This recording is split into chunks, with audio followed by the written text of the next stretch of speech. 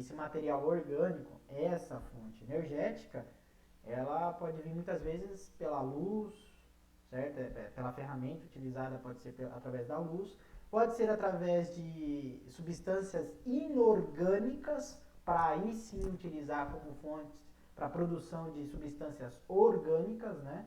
Então utiliza algumas substâncias, por exemplo, ferro. O ferro a gente não utilizaria para a produção de material orgânico, certo? E sim de transporte, por exemplo. Então, para nós, o ferro ele tem uma importância grande nesse sentido. Mas para alguns seres, o ferro ele pode ser utilizado para alocar alguma substância orgânica com outra, juntar, né? Tanto não só movimentar, mas como juntar uma substância orgânica na outra, para produzir para ele ou para algum organismo que precise, né? Entre trocas ali. Tá? Nunca entre dar, mas entre trocas aí. Beleza? Então, normalmente são esses seres aí. Já do outro lado, os seres heterótrofos são seres que vão à caça, são seres, né, ativos, seres que vão ao encontro de outro organismo para adquirir as fontes energéticas. Normalmente são os onívoros, herbívoros, carnívoros, coprófagos, né, que o professor já citou, o professor até deixou aqui de novo para relembrar, que seriam os excrementos, né, de outros, né, ou do próprio excremento também, tá? Normalmente também os heterótrofos são seres decompositores, né, bactérias, né, os fungos aí, que a gente já viu no reino fungi, tá? E aqui a gente vai ter uma imagem de produtores, tá? E os consumidores de nível. Consumidores de nível por quê? Porque temos diferentes tipos de consumidores. Consumidor primário, consumidor secundário, consumidor terciário. Então a gente chama de consumidor de nível aí. Produtores mesmo. Aqueles que vão produzir, sintetizar, né, o seu próprio alimento aí.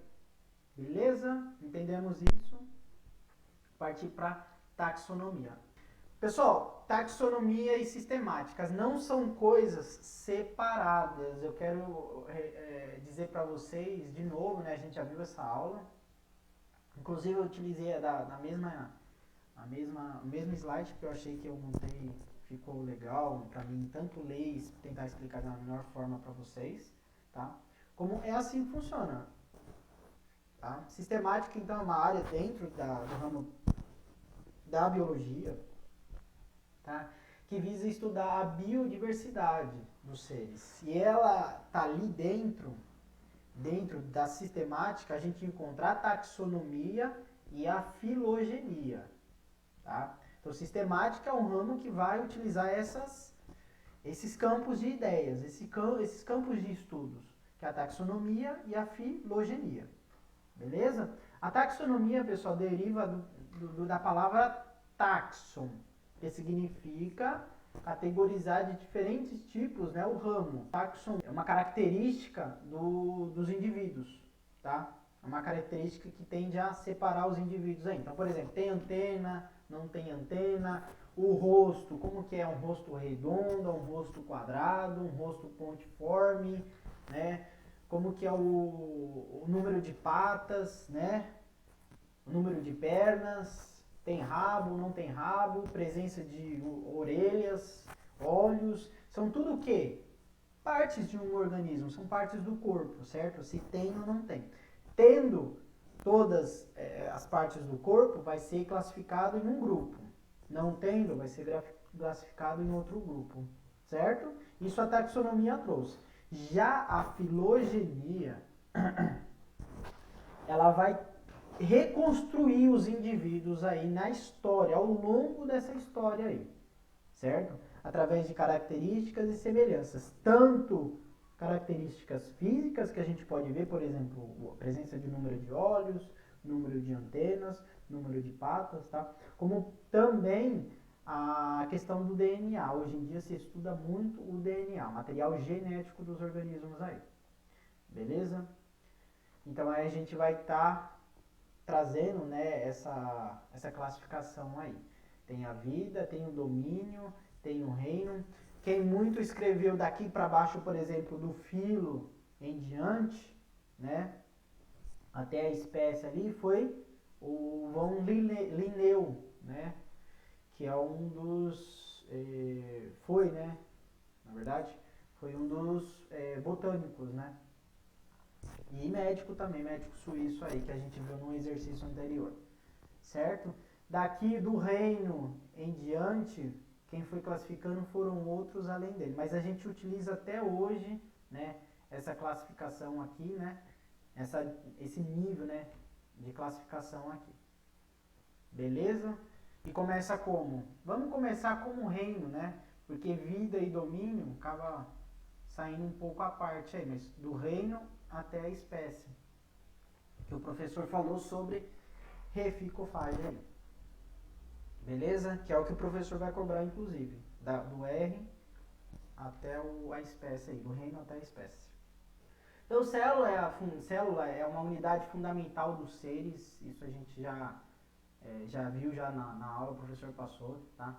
Inclusive, células, tá? São organismos que se comunicam entre si, se reproduzem entre si, tá? Já o vírus não é considerado uma célula, lembre-se disso, tá, pessoal? O vírus não é uma célula, tá? E a definição básica, né, e clássica é a existência do material genético presente numa célula, né? Ela pode ser dividida tanto em eucariontes, como eucariontes animal quanto a vegetal, tá? E aqui no exemplo das eucariontes, a gente vai ver na vegetal, por exemplo, a presença de parede celular aí, certo? Lembrando que a parede celular da célula vegetal é de celulose, tá? Já do reino fungi, tá? O organismo, a presença da parede celular ali vai ter a molécula de quitina, principalmente, certo? Já a célula animal não tem a presença de parede celular, mas tem a membrana celular, certo? Assim como também a parede celular vegetal tem a membrana celular, né? Ela tem um algo a mais aí que é a parede celular, beleza? Aí a gente tem dentro do organismo da parede do organismo eucariótico, dentro das estruturas da célula eucariótica, a gente vai ter todos esses organelas aí, certo? Precisa saber elas? Precisa, porque a gente já viu já no sexto ano, beleza? Então seria bom rever isso daí e para que serve também, tá? No reino Monera, pessoal, sendo o reino aí considerado das bactérias, basicamente, as características dentro desse reino, a gente vai ver, características são procariontes, certo? São unicelulares raramente, né? A exceção é multicelulares, certo? São seres autótrofos, que a gente já viu, produz seu próprio alimento, como a fonte de energia, a luz, tá? Ou substâncias inorgânicas, né? Aí eles vão ser classificados em fotossintéticos ou quimiosintéticos aí, certo? Ou podem ser também heterótrofos, certo? Que acabam servindo como decompositores aí. Aeróbicos, né, que precisa do oxigênio como ferramenta para a produção de energia, tá? E os anaeróbicos, como respiração celular, né? E os anaeróbicos com ausência de oxigênio, presença de outro gás para respiração celular aí, certo?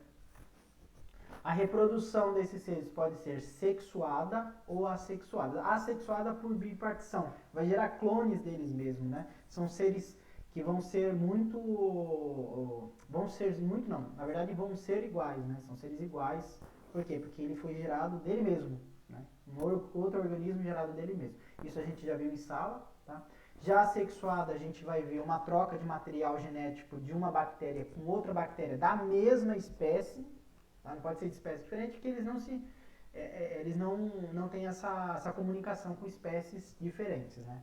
Seriam competidores aí, não muitas vezes, né? Seriam competidores e não reprodutores aí, beleza? Das bactérias a gente vai ter bactérias em formatos diferentes, tá? Desculpa, gente, é esse celular aqui. Então, ó, a gente tem as bactérias com formatos diferentes, né? Em formatos de coco são bolinhas aí, tá? Diplococo é quando tem duas bactérias de coco, né? Essa formação de bactérias aí são duas juntas, tá? Então é chamado de diplococo. Na verdade, a principal espécie encontrada aí é o Streptococcus da pneumonia, tá? A gente tem aqui um bacilo, tá? Que é como se fosse um bastão, lembra como se fosse um bastão, tá? Tem um vibrião, que parece uma vírgula, lembra como se fosse uma vírgula, eu costumo falar assim, tá? E a gente tem outros aí, em forma de esporos, flagelados, tá? Streptococcus, que é a junção de vários cocos, né? E outras características, outras morfologias, né? Para as bactérias, a gente tem um procarionte, certo? Com a ausência, né, de um núcleo definido. Tá vendo um DNA aqui totalmente disperso ali no citoplasma, na bactéria? Ou seja, chamado de nucleóide, inclusive, tá? Ou seja, esse material genético não está, que é diferente, na verdade, né? Ele não está dentro de um núcleo que possui membrana nuclear. Esse não tem membrana nuclear, pessoal. Bactéria não tem membrana nuclear. Já a eucariótica, né, que é diferente do reino Monera, não tem nada a ver com o reino Monera, é só para comparar. E nas bactérias já não tem essa membrana de isolamento aí, certo? Professor, vantagem. Qual a vantagem de uma ter a membrana nuclear e a outra não ter? Para nós ter muita variação genética é ruim. Pensa bem, muitas pessoas que sofrem muita variação genética geralmente têm muita presença, incidência de células cancerígenas, né?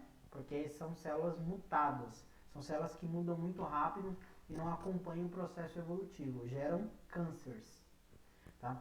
Já nas bactérias que são seres individuais, para elas é muito benéfico, né? Para elas pouco importa a variação.